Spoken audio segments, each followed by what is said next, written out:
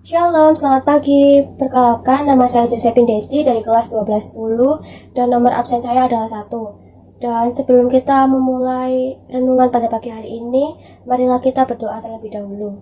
Terima kasih Tuhan Yesus atas pagi yang indah dan cerah ini. Kau sudah bangunkan kami dan Kau masih berikan kami kesempatan untuk hidup ya Tuhan. Dan sebentar lagi kami akan kembali memuji dan memuliakan nama-Mu. Berkati kami dari awal, pertengahan hingga akhir. Biarlah apa yang terjadi pada pagi hari ini, semua itu karena kehendak dan atas izin-Mu ya Tuhan. Bukalah hati dan pikiran kami sehingga kami bisa melayani-Mu dengan segenap hati dan kami bisa mendengarkan sedikit dari firman-Mu ya Tuhan dan kami bisa terapkan itu dalam kehidupan kami sehari-hari. Terima kasih Tuhan Yesus, hanya di dalam nama Tuhan Yesus. Haleluya, amin.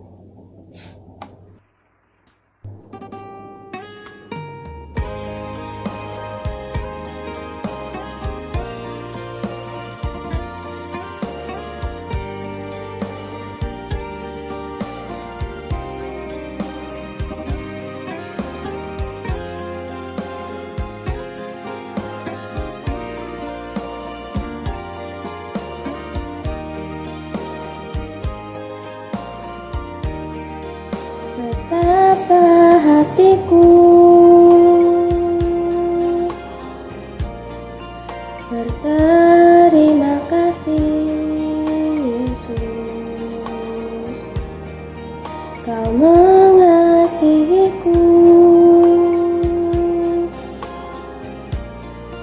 Kau memilikiku.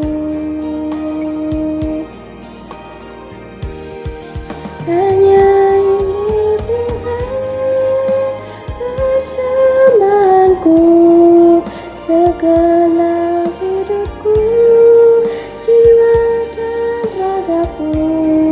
Sebab tak ku miliki harta kekayaan yang cukup berarti untuk ku persembahkan. Hanya ini Tuhan permohonanku, terimalah Tuhan persembahanku. Pakailah hidupku sebagai alat-Mu seumur hidupku.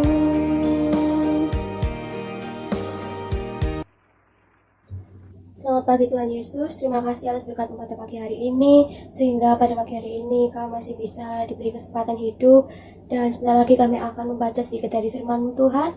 Kiranya Kau berkati kami dari awal, pertengahan hingga akhir, buka hati dan pikiran kami, sehingga kami bisa mengerti akan firman yang kami renungkan ya Tuhan, sehingga kami bisa menerapkannya dalam kehidupan kami sehari-hari. Semoga apa yang kami baca ini bisa menjadi pedoman bagi hidup kita ya Tuhan, untuk saling mengasihi dan menjadi pribadi yang lebih baik lagi. Terima kasih Tuhan Yesus, hanya di dalam nama Tuhan Yesus. Haleluya, amin. Oke, jadi renungan kali ini terdapat dalam kitab 1 Yohanes 3 ayat yang ke-16 sampai ke-18. Mari kita baca bersama-sama. Demikianlah kita ketahui kasih Kristus, yaitu bahwa Ia telah menyerahkan nyawanya untuk kita, jadi kita pun wajib menyerahkan nyawa kita untuk saudara-saudara kita.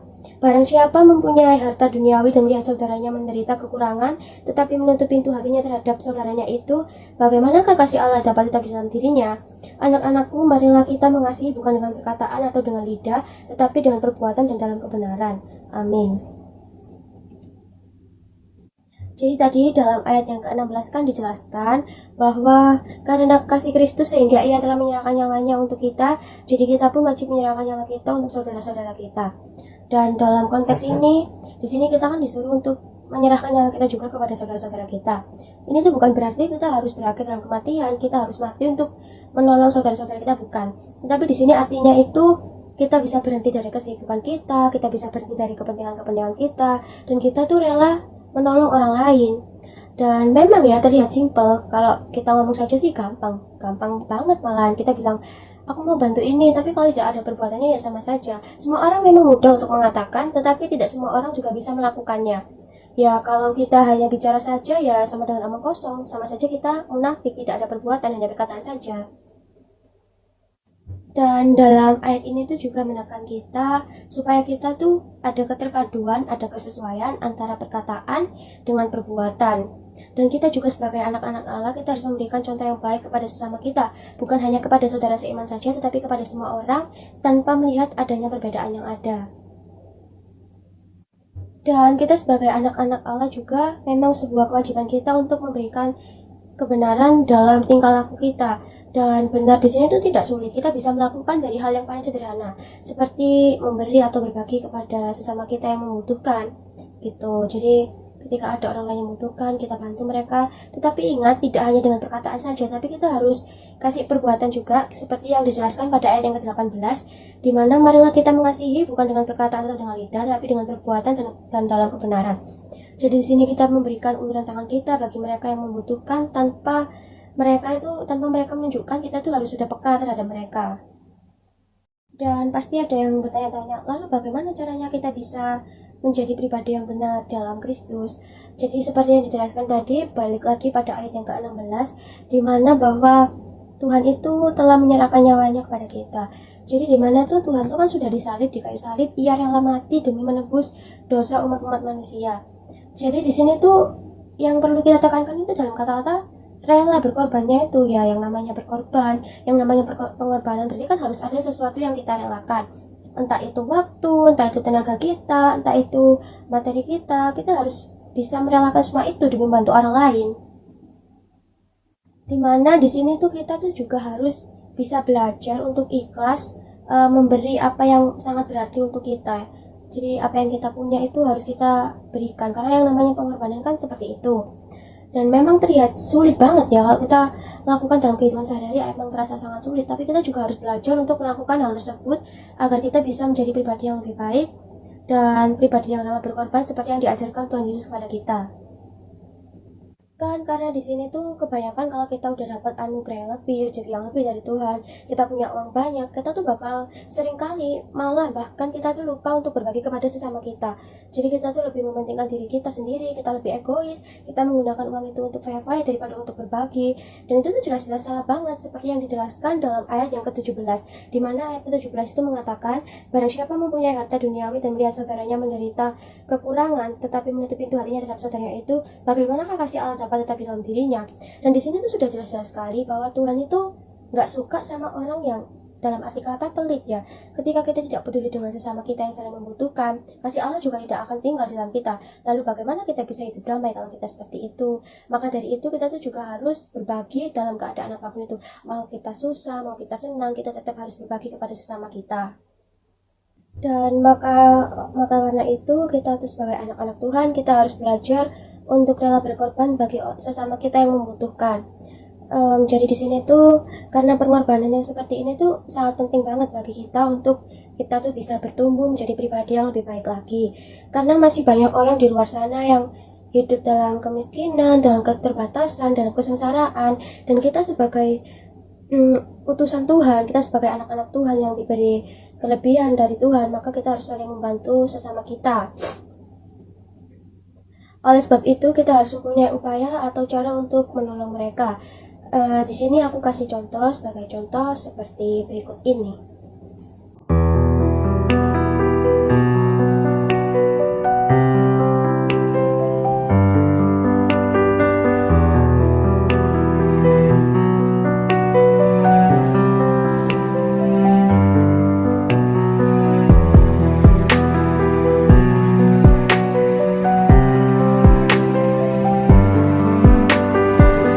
Jadi di sini kita bisa mengasihi sesama kita seperti orang-orang jalanan, kita bisa beri mereka makanan atau kita bisa beri materi atau uang, berapapun itu, besar atau kecil, mewah atau sederhana, banyak atau sedikit. Tuhan itu tidak pernah melihat yang seperti itu. Tuhan melihat keniatan dan ketulusan dari hati kita.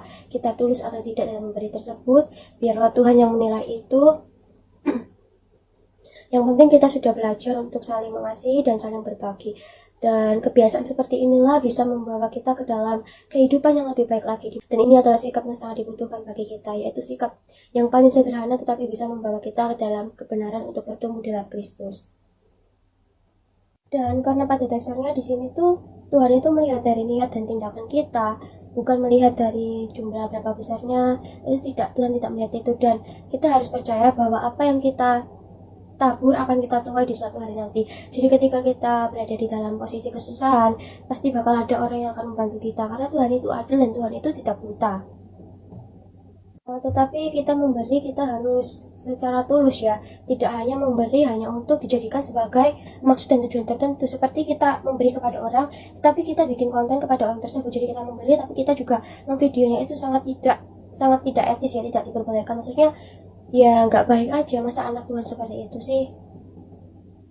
Dan maka dari itu, mulai detik ini, mulai menit ini, mulai jam ini, mulai hari ini juga, setelah kalian mendengarkan sedikit firman yang saya sampaikan ini, semoga hati kalian itu terbuka untuk saling berbagi kepada sesama kita, karena kita juga tidak tahu, karena roda kehidupan selalu berputar, tidak sepenuhnya kita selalu berada di atas, dan tidak sepenuhnya kita selalu di bawah. Maka dari itu kita juga harus, ketika kita berada di atas, kita berada di posisi atas, kita juga harus membantu orang yang berada di posisi bawah.